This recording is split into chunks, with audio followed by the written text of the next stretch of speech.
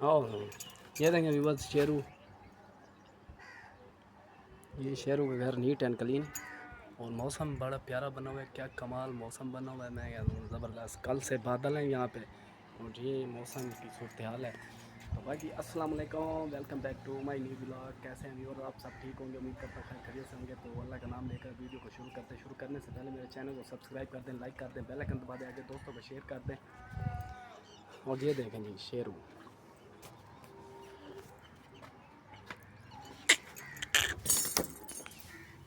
अब आएगा, आ जा इधर आओ, आ रहा है। अभी खा पी के ना फुल आराम कर रहा है, सुकून। हेलो करो शेरू, हेलो करो,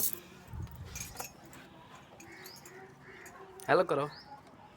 अच्छा तो व्यूअर्स, उम्मीद करता हूँ मेरा ब्लॉग आपको अच्छा लगा तो लाइक कर दे, सब्सक्राइब कर दे, बेल आइकन दबा दे, आगे दोस्तों को शेयर कर दे। मिलते हैं नेक्स्ट ब्लॉग में, तब तक के लिए अल्लाह हाफिज़।